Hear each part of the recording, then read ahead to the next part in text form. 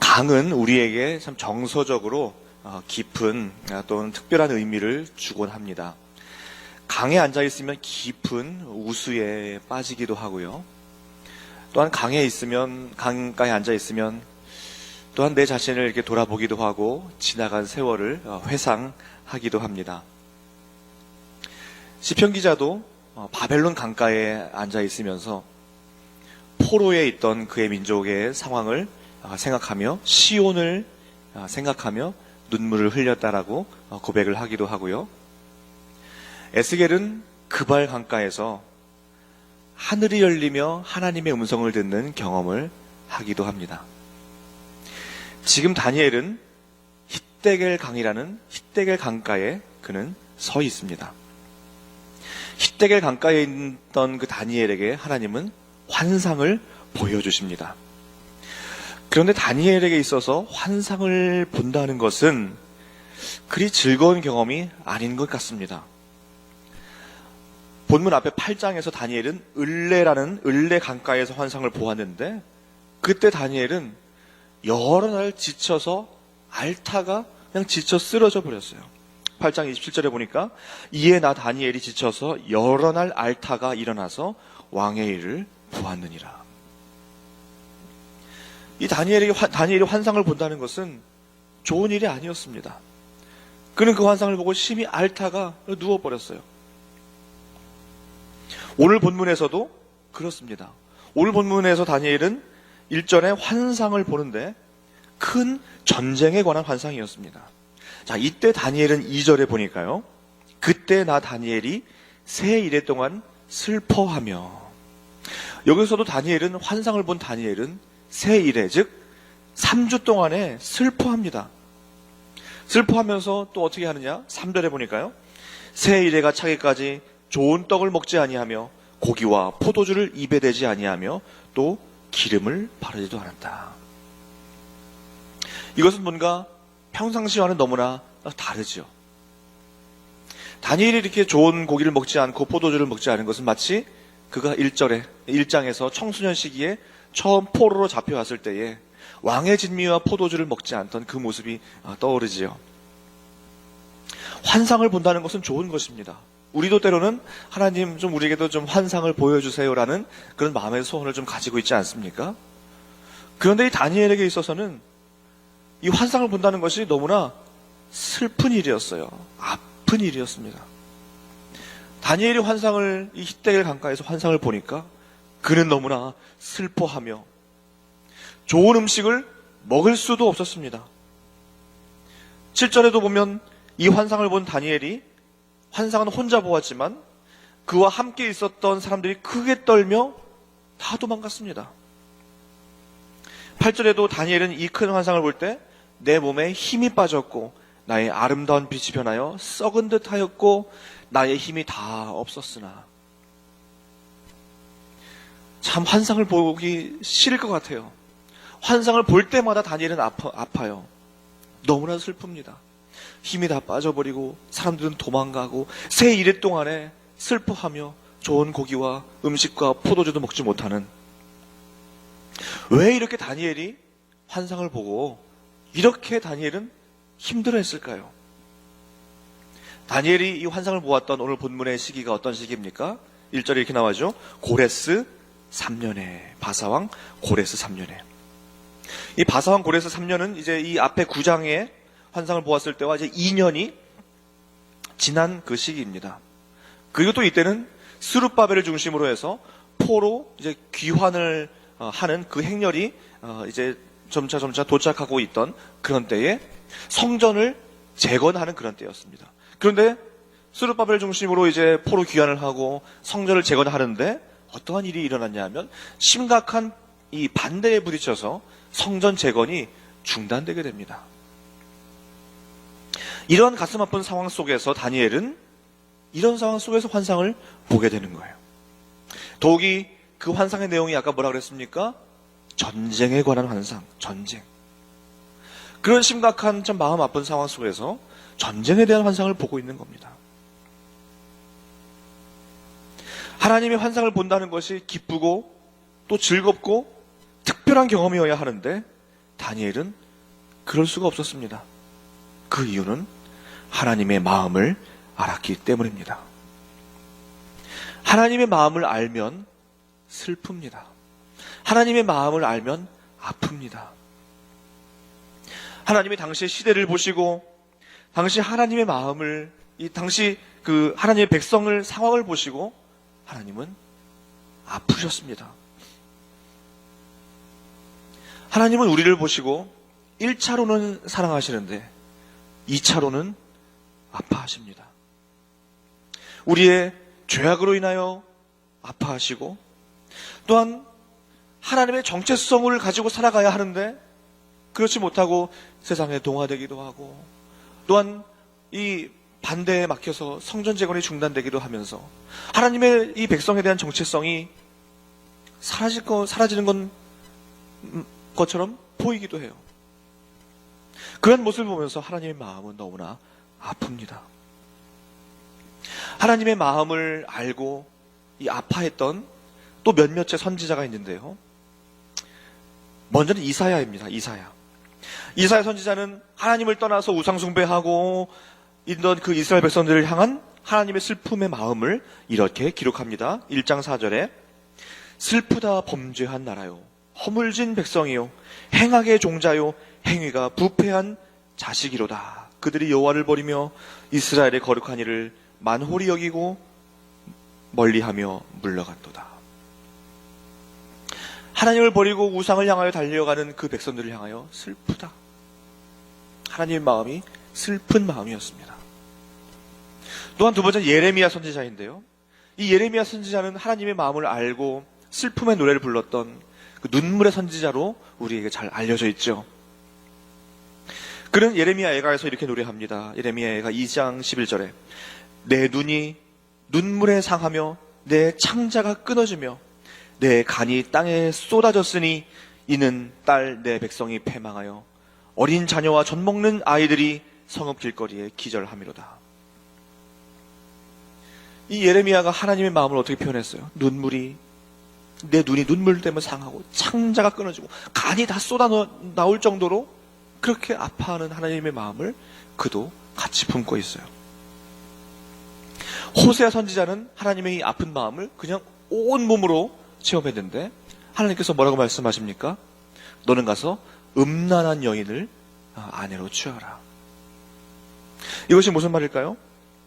이제 호세아 1장 1절에 여호와께서 처음 호세아에게 말씀하실 때에 너는 가서 음란한 여자를 맞이하여 음란한 자식을 낳으라. 이 나라가 여호와를 떠나 크게 음란함이라 하시니. 음란한 여인을 아내로 삼으라. 이것이 무슨 말일까요? 하나님의 어떠한 마음일까요? 당신의 사랑하는 그 자녀들이 우상숭배로 음란했습니다. 그러나 그 음란한 그 하나님의 당신의 자녀들을 사랑할 수밖에 없는 그 하나님의 마음, 그 하나님의 마음을 호세아가 음란한 여인을 사랑해야만 하는 그 상황을 통하여 하나님의 마음을 알고 슬퍼하는 거예요. 말라기 선지자는 어떻게 하나님의 마음을 알고 슬퍼합니까? 예배를 한참케 여기고 예배를 제멋대로 드리던 그 당시 이스라엘 백성들을 향한 하나님의 마음을 이렇게 기록합니다. 말라기 1장 10절에 만군의 여호와가 이르노라 너희가 내 제단 위에 헛되이 불사르지 못하게 하기 위하여 너희 중에 성전문을 닫을 자가 있었으면 좋겠도다. 내가 너희를 기뻐하지 아니하며 너희가 손으로 드리는 것을 받지도 아니하리라. 얼마나 의미 없고 헛된 예배를 드렸으면 하나님은 누가 좀 성전문을 닫았으면 좋겠다. 너희들이 제사를 드리러 오는 그 문을 좀 닫았으면 좋겠다. 이제는 제발 오지 마라. 내가 너무나 싫다. 좀 성전문을 닫았으면 좋겠다라는 것이 하나님의 마음이었어요. 그런데 실제로 하나님은 오늘날 성전문을 닫으셨죠. 언제 그러셨습니까? 코로나 바이러스. 이 코로나 바이러스로 인해서 하나님은 성전문을 닫으셨어요. 실제로 닫으셨어요. 아니 어떻게 성전문을 닫는 그 일이 우리 교회에 또 오늘날 이 시대에 있습니까? 그런데 있었잖아요. 우리가 예배드리러 못 왔잖아요. 성전문은 굳게 닫혀 있었고, 왜 그랬습니까? 하나님은 우리의 예배가 얼마나 헛되고 우리가 얼마나 죄악으로 달려갔는지 하나님은 성전문을 닫으신 거예요. 그렇다면 우리가 우리의 모습을 좀 되돌아보아야 하지 않았겠습니까? 자, 지금은 어때요? 지금은 성전문이 열려있죠? 지금은 우리가 또한 정상적으로 예배를 드립니다. 지난주 어제 추수감사주일도 성전 가득히 1, 2, 3부가 예배를 드렸습니다. 이제 이번 주 목요일도 땡스기빙 데이 때 온 가족이 함께 모여서 성전을 가득히 채우고 예배를 드릴 거예요. 우리가 작년만 해도 상상할 수 없었던 일이죠. 작년만 해도 온 가족 예배를 대면으로 해야 될지 온라인으로 해야 될지 이 회의하고 있었습니다. 그런데 지금은 그렇지 않아요. 성전 가득히 예배를 드리고 있습니다. 자, 그런데 과연 우리의 예배가 회복이 되었는지, 하나님을 향한 우리의 마음이 회복이 되었는지 이걸 한번 돌아보셔야 돼요. 하나님이 왜 성전문을 닫아야만 했는지 그 이유를 우리가 알고, 그리고 내 안에 잘못된 그동안의 예배들, 형식적인 예배들, 눈먼 희생제물을 가지고 드렸던 대충 제멋대로 드렸던 그 예배의 모습들, 또한 여기에 나와서는 거룩한 척 예배자의 자리에 예배자의 모습으로 앉아있는 것처럼 보이지만 삶의 예배 처소에서는 세상의 사람들과 방불한 차이가 없는 그런 모습으로 사는 그 모습이 좀 회복되었는지 돌아보아야 됩니다. 그 모습이 회복되지도 않았는데 또 여전히 예전과 같이 여전히 같은 모습으로 예배하러 나온다면 하나님은 아마 코로나 바이러스보다 더 심한 것, 더 강력한 것 우리에게 또 보내주실 수도 있어요. 돌아와야 됩니다. 회개해야 됩니다. 하나님의 마음을 알면 아픕니다. 그 하나님의 마음을 안다는 것은 성숙의 표현이기도 합니다. 아이가 어리면 부모의 걱정을 모르죠. 부모는 걱정하지만 아이는 뭐 하고 있습니까? 장난감 가지고 놀고 뛰어놀고. 그런데 자녀가 성숙하면 어떻습니까? 이제는 부모의 걱정을 함께 걱정하고 부모의 아픔과 아픔에 자녀가 함께합니다. 이것은 뭐 걱정을 하라고 말씀드리는 것이 아닙니다.